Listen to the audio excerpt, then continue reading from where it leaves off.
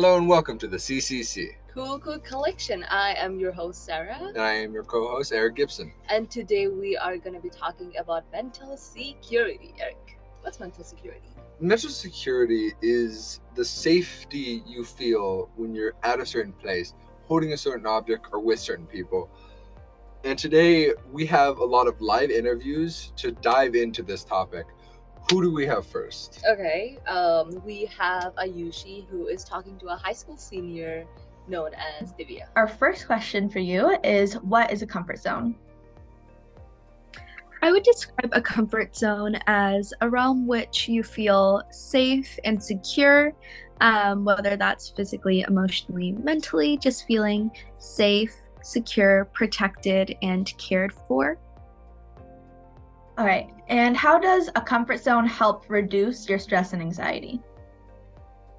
I think having a comfort zone is important because being able to always come back to that one area in which you know you are safe and you are going to be okay is, I think, very helpful and grounding when you are encountering new variables in your life.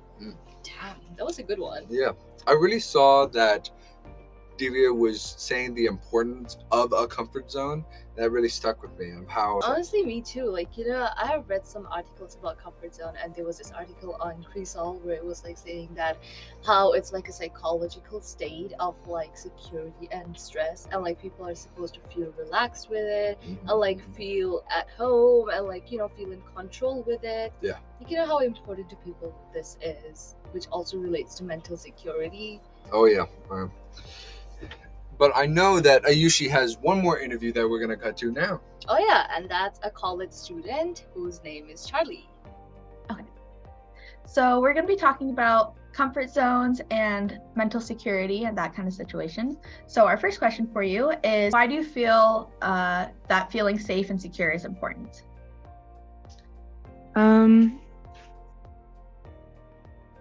I agree that feeling safe and secure is important, but I come at it less from the angle of this is important because, and more at the angle of if you don't have this, these are the negative effects you suffer.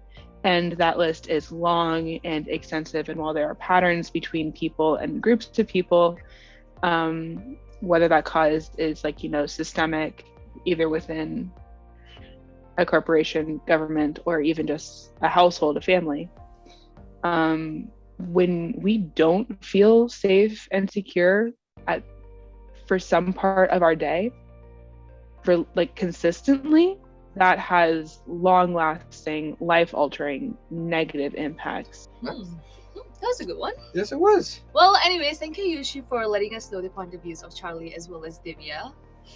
I really want to think about how in college you can find that comfort zone and how a college itself helps students with finding their comfort zone and finding mental security. Honestly, with that, I have interviewed an SRA who is trained by the WSU main department, and he has been trained with PowerPoint, slideshows, table of conversations about residents. He got some vast knowledge from WSU, the departments of the housing, about a lot about the students, where they are known about different types of students, and whenever they're trained to talk to the students in certain type of way, whenever they come to the SRAs to express their insecurity or anything they feel out of their comfort zone and stuff like that, right? Yeah.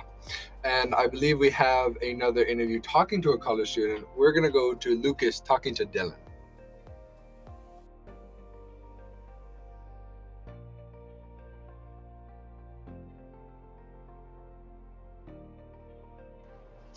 Damn, that interview was really good. Dylan really said some points which really hit me. What do you think about that, Eric? I think that everyone has their own definition on mental security and comfort zone, but it's kind of common, kind of similar. I read this article that Maslow defined mental security as psychological security, which is a feeling of confidence and safety and the freedom.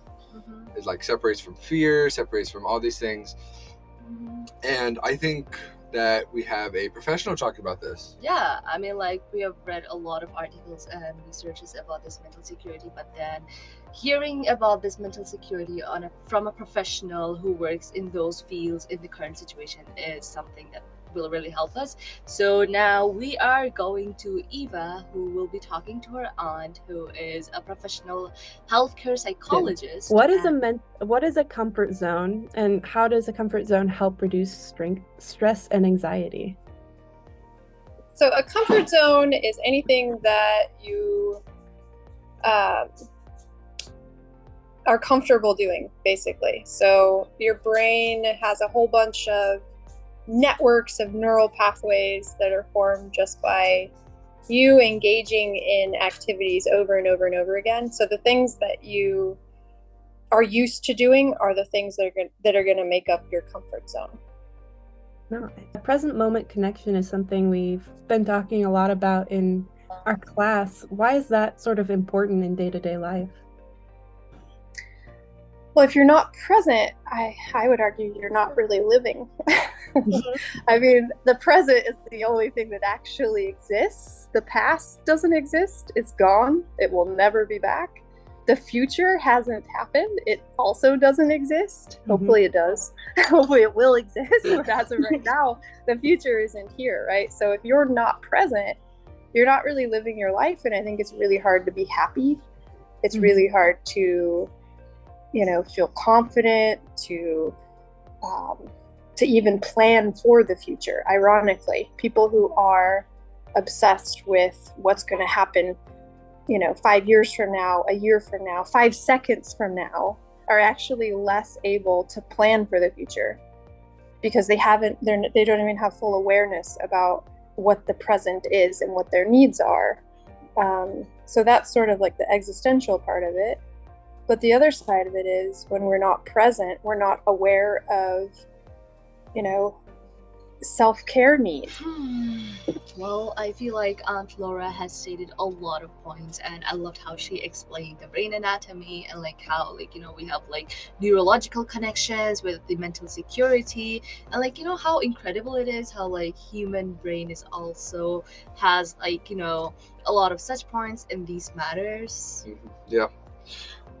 We are going to talk about that further with our special guest joining us today, Maddie. Hi, my name is Maddie, and I interviewed 2 freshman students here at WCU. Both students thought that a comfort zone is a place where you have no stress, worries, or anxiety, which I think is completely true. Some examples that they told me that make them feel most in their comfort zone is when they're with the people that they love or in a place that's not new to them. Although these students don't always feel like they're in their comfort zones, one student said that they feel insecure when they feel judgment from their peers or other students, and they also feel insecure when they receive judgment from adults or the elderly. In my interviews, I thought it was interesting how both students said that their instinctive reaction to insecurity is to stay quiet and avoid the situation. Even though getting out of your comfort zone is uncomfortable and scary sometimes, it helps you grow as a person, is what one student said. As the students, they also mentioned that in their interviews that there was a dramatic change to go to college, and it pushes them outside of their comfort zones every day. But they feel that they both grew as a person socially and academically. And that's how we come to our podcast. Hope you guys enjoy it. And that's the end of CCC. Thank you. Thank you, Maddie, for joining us. Yeah,